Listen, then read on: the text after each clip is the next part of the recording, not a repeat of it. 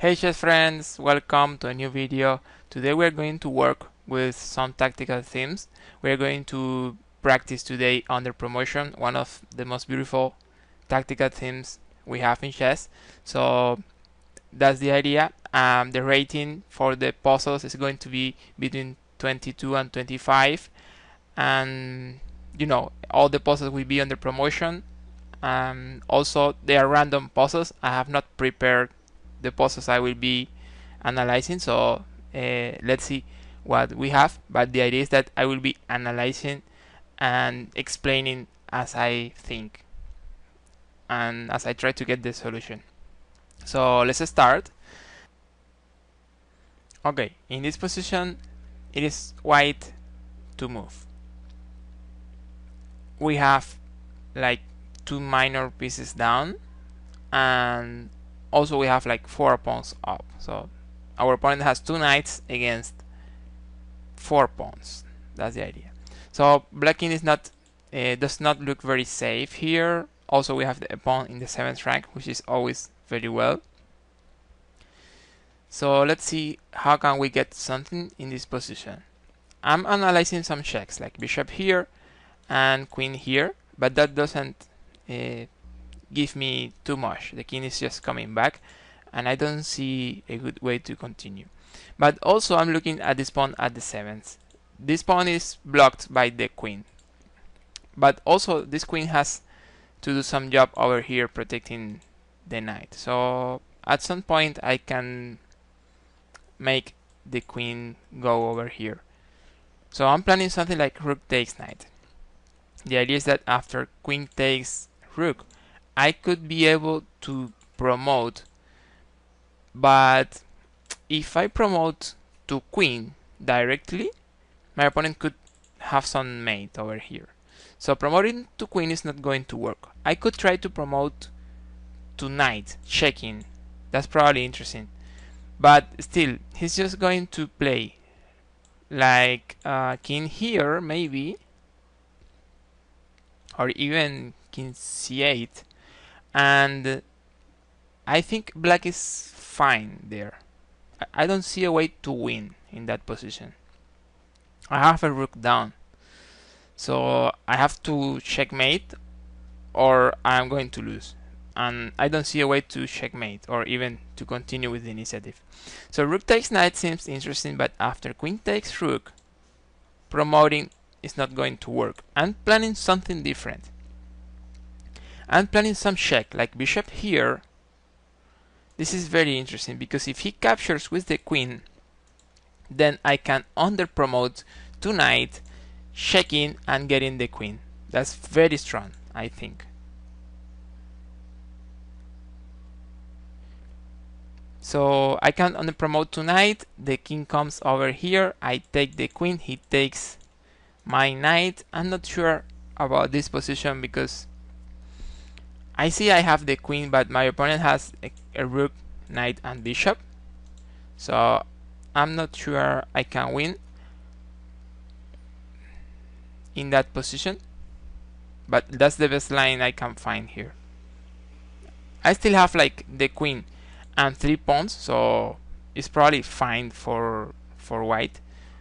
But I wonder if there is something better here. So let me check.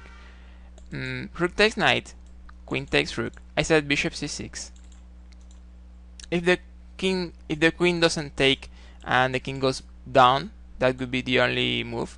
If the queen doesn't take, then I can promote to queen, and this is winning because it's checking, and I have to queen, so I'm going to win. Also, I'm going to get this queen. So rook takes knight, queen takes rook, bishop c6, queen takes bishop. I said d8 promoting to queen, king c8. Yeah, and in that position I don't have to take with the queen. I can just take. Yeah, I missed that. I can just take with the knight, and then I have the queen, the knight. There's no mate here. There is some check, but it's not mate. My king is just advancing over here. There's no problem. And I have the queen, the knight over here, so it's going to be winning. So I'm going to move the pieces on the board because I'm sure that's the line. So rook takes, bishop check, I said. and then I promote to knight. That's the idea. As I said, if the king comes here, then I just take with my knight, so I keep otherwise I could lose the knight, so I take with the knight, and also I'm taking the bishop, so I'm very well there, and white is going to win. Okay, this time we are playing as black, and our pawn is promoting like this, and black pawns are advancing like this. So I have a rook and a bishop against the queen. That's the situation with the material here. It is black to move, and I can just promote to queen here. That's the first move we should analyze, getting the queen. So if he takes the pawn, that's the problem. He takes the pawn, and then he's going to have some checks. Yeah, he's going to have many checks if I promote to queen. So we should also analyze the possibility where we promote to knight, because when we promote to knight it's check, and we need to analyze checks, captures, and threats when we think we could have a tactic solution. So let's see. I promoted knight. This is check. The only move for the king is going to be king f4. And then what? How can I continue? Well, there's this check, which is very logical. Rook h4.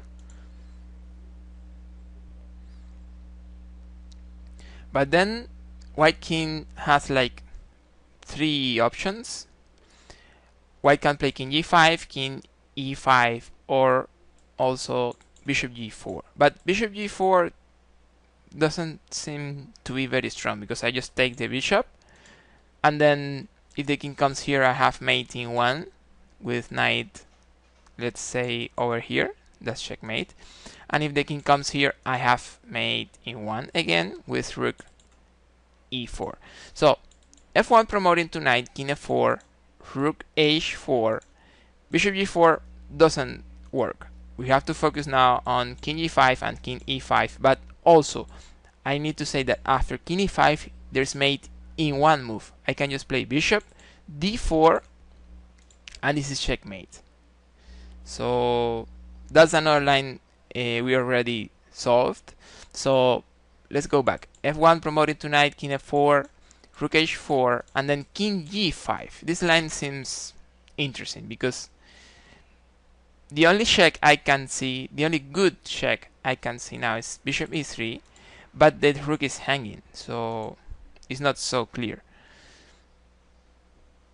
So let's see, bishop e3, king takes rook. We have some other interesting check. We can just play here like g5.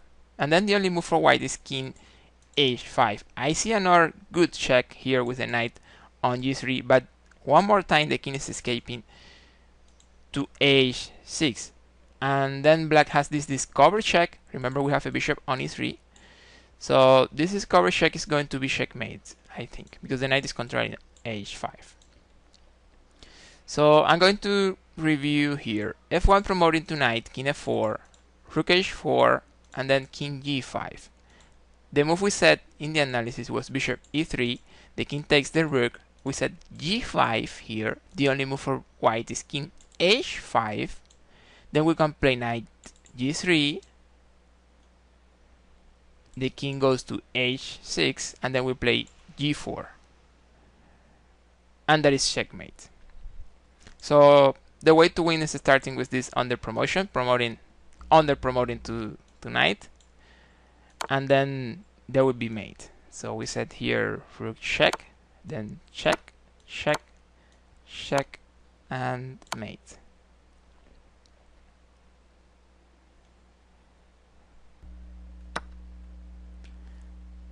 Okay, in this position it is white to move. We have a rook down, but we have some things over here. We have some compensation. Black king is not safe. So let's see how we can get something here. The first move I'm analyzing for sure is this f7, this cover check, also advancing my pawn and promoting. So f7, and then what? He has to play king h7.